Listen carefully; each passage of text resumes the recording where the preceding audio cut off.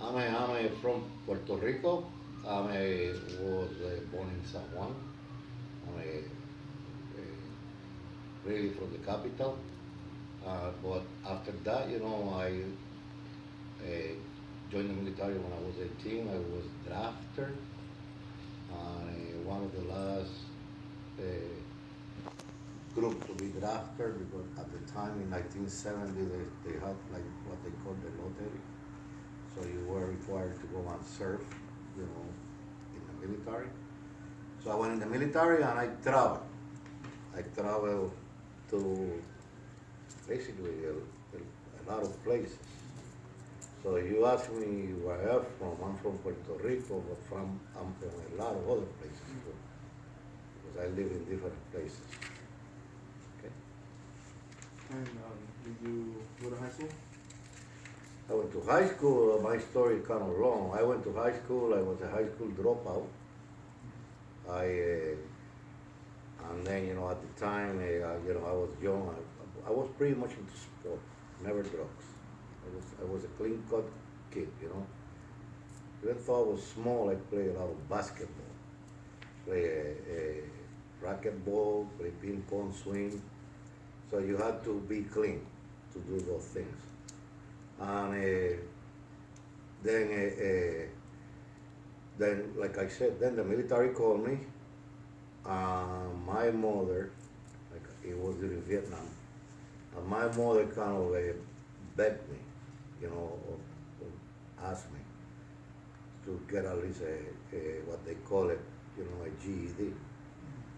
So I went, I got the GED, and I got my high school diploma after I was in the military.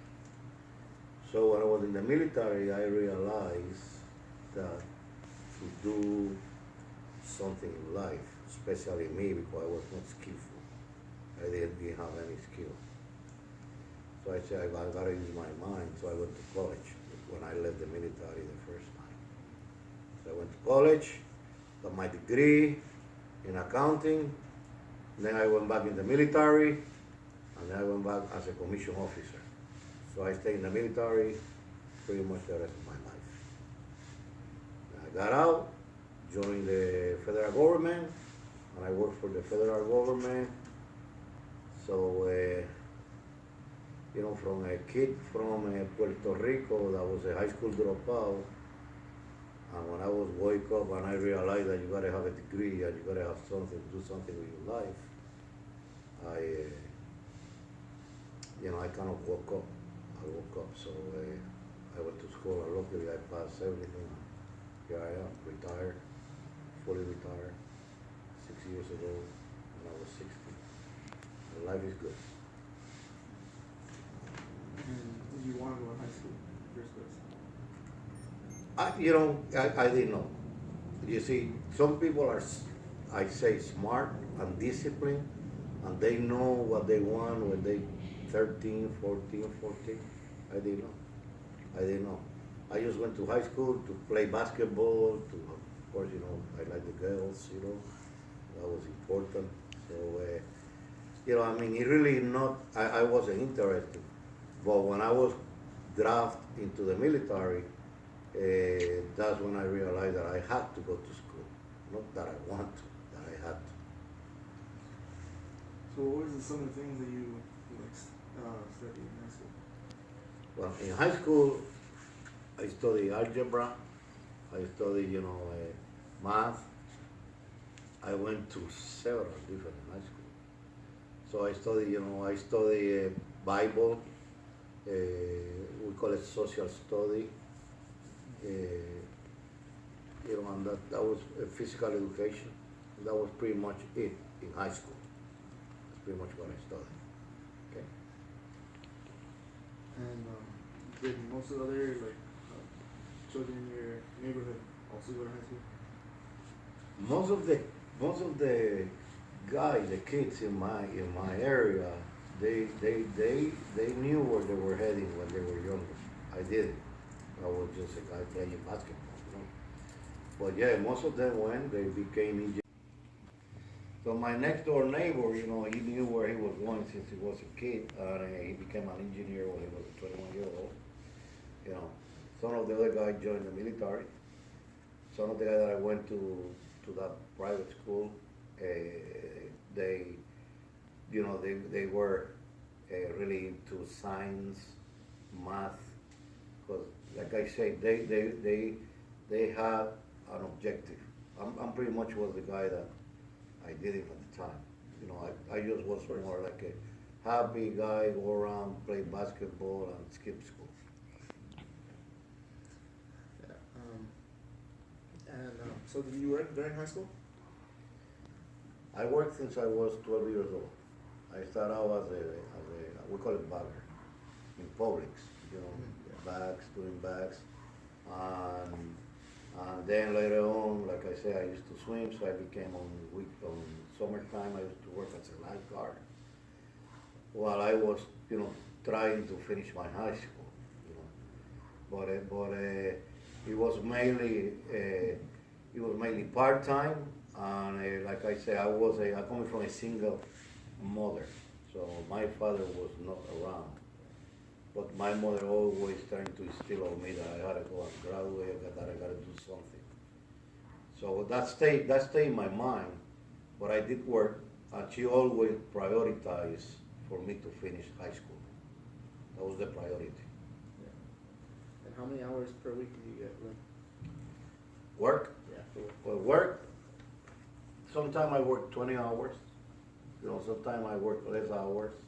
It all depends on my homework, because I was pretty much, you see, like I said, my mother coming from a single parent, so she had to work, she really had to work.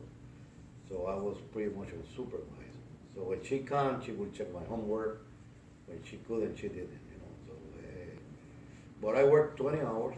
That would be an answer. An average, not all the time. Different work. I work in Burger King. They call it Big Boy at the time. I work in. They call it Tasty Free, Dairy Queen. I work in all those places. I had the discipline to work and try to do the high school, knowing that the high school was the priority. So since you already said that you were saying your mother was a single parent, I'm guessing you used some of your income to support the family. Oh yeah, no, I mean the first, usually the first money I collect went to her, volunteer, I just give it to her. The same thing happened when I joined the military. One of the first words in English that I learned was allotment, because in the military you do allotment, and that way you can send money to your family. So I did that. The first thing I did, I was send money to my family, to my mother. I had two sisters and my grandmother. So yes, I was supporting, the household. And do you want to go to work? I want to go and play. I want to go and swing. I want to go and be with the young girls, because I was a young boy, So I want to just have a good time. But I had to work. I mean, it took me I want to say a year to buy a pair of tennis shoes, Converse. At the time, they cost $9.99. Now they are back again on fashion, and they cost about $40 or $50, I think. But it took me about a year to save for that. It took me about a year to save $9.99, so I can buy those pair of shoes, knowing that the priority was to give money to my mother. So yeah, I mean, I'd save a little money, I would say. And what were some of the clothes you wore back then? The clothes that I wore back then, my friends' clothes. We used to, when you're young, Yeah. you all the same size, So we used to trade, shirts. We used to trade shoes. So we grew up in a poor neighborhood. So, if we want to go to a different party we call it quinceañero, on a Friday, and I wear a shirt, I will ask my buddy, let me wear your shirt so that way it look different. So that was the clothes. I mean, it was no branch. I mean, I didn't know, what, what Tommy Hilfiger's, or, Puma. That was, the only thing I knew was Converse. That was the only thing I knew. Because, everybody wore them, so it was not too much into fashion. It was more into, to help the family to have some money, so you can buy your girlfriend an ice cream or something. Sometimes you gotta ask her for money too. That was the way it was. So I'm guessing you dated in high school? I dated. Yeah. Yeah, I dated in high school. I did date. I was a, I was a steady. I had a steady girlfriend. Stayed with her for a long time. So yeah, I dated. And I was mainly, I was a kind of a serious guy. I was kind of a dating, have fun. But my thing was playing basketball. And that was pretty much it. Playing ping pong. And on Friday, we used to try to go to the movies. If you got the money, you can go to the movie. I think the movie cost what, $1? Maybe no. Well, the movie cost 75 cents during my time, but it was hard to find that 75 cents. But yeah, I did. And at what age were you allowed to date? Well, I'm sorry. At what age were you allowed to date? Oh, what day? My mother didn't know. I was probably 13, 14. But but that was behind closed doors. And of course, her parents didn't know. Otherwise, they will. I will not be here right now. It was a different environment. You cannot even stop by your girlfriend's house. It wasn't like, it was not like today that you see people dating in their houses when they're 13, 14 years old. No, in my time, you had to be at least 18 with a job and a career or a future. You gotta be in college. And in my case, I was in the military, so when I came back, I was able to be able to visit my girlfriend. Before I couldn't. Working in Publix, I was not heading anywhere. No, it was a Publix, I'm sorry, I correct that. It was a Publix, we call it Pueblo. It was Pueblo in Puerto Rico, so. Similar. Yeah, so her father see me with Converse, they would say, where you get that? Where you get that? You don't have that money to get those shoes, So it was like that, Yeah, dating, it was a different environment, it was a different structure, the society, it was very, the girls were pretty much there, but we all play outside. It was outside playing, you sweat, you got tired, then you go to your homework if you were not working part-time. So dating, was I allowed to date? Yeah, behind closed doors. That was the only way. So what do you and your friends do during your free time?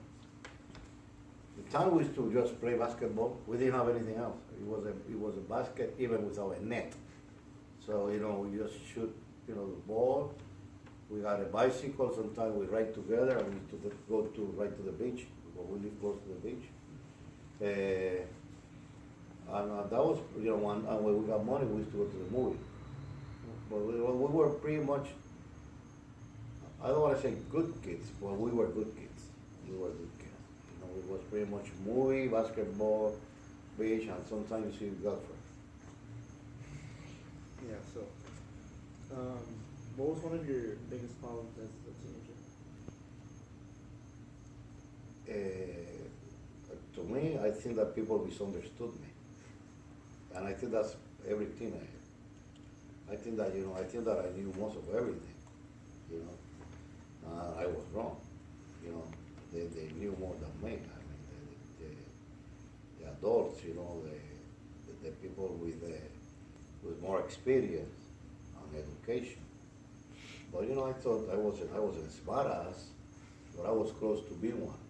I didn't take, which he helped me later on too, but I never took no as an answer. So the thing that I hate the most was that having to prove yourself constantly, you know, having to prove that you okay, that you are not gonna do anything wrong, that you know, like that somehow you know what you're doing, even though you were breaking your arms, you know. So that was challenging, and and then some people will single you out. Some people will single you out because you're coming from a broken home. They call it broken home at the time, you know. So some people will single you out. Some people will not like, you know, their kids to be with me. And to me, that really hurt me because I really wasn't a bad kid. You know? But that was one of the biggest challenge for me. So what do you think the main difference between the teenagers of today and yourself as a teenager? The main difference, you see, I need to be, I want to be fair, you know. The main difference is that the adult, we change our behavior toward them. So it's not really that they are different, we're different, we change. You see, like I knew how my mother was a waitress. So my mother would put 5 cents on the table every day. So I know that that's what I got, 5 cents. And sometimes I got nothing. To their children, they don't know. They don't know. To their children, they think that their parents got all the money that they can, you know, they can spend. And the mistake is that the parents will give it to them. The parents will go into loans. The parent will go into refinance the home. The parent will go into extra sacrifices to give their children those Puma shirt, you know, and those Michael Jordan shoes, you know. In my day, you have to earn it, you know.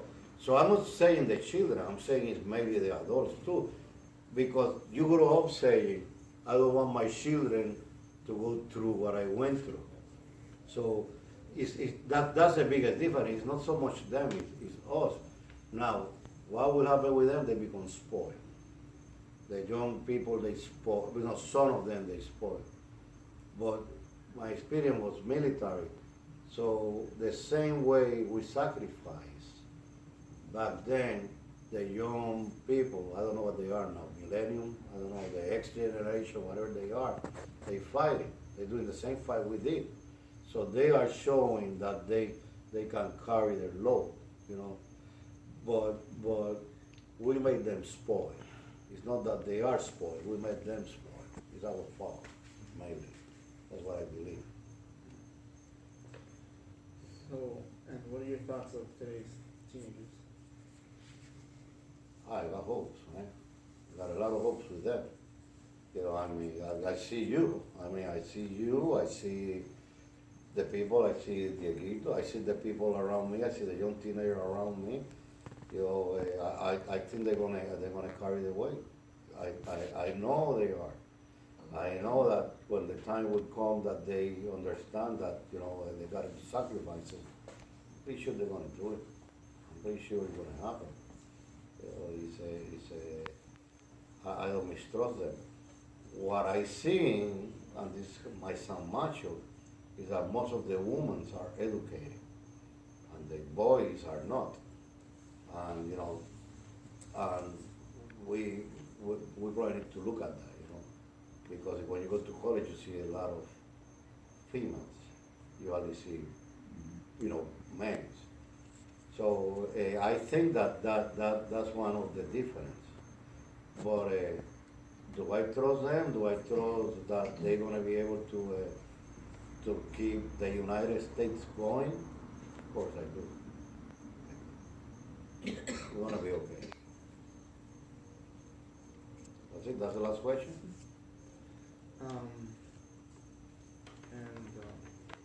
So what would you tell some of the teenagers today, like, any advice? Respect. Respect. You have to respect. I mean, you have to show respect. Or, you know, I know you want people to respect you, but you gotta show respect. You need to do some physical activity. You just sit behind a computer. Uh, uh, Go to school, graduate, work, and save. You gotta save. You gotta work and save. Those my probably my favorites. And of course, I mean, one of the commandments, you have to respect your parents. You have to. That's a gimmick, you know. But you gotta show some respect. You gotta be educated. You gotta open the door to an old person. You know, you gotta be. Don't try to be first always. You can be second. You're gonna be okay. You're second. So that's pretty much my would be a suggestion.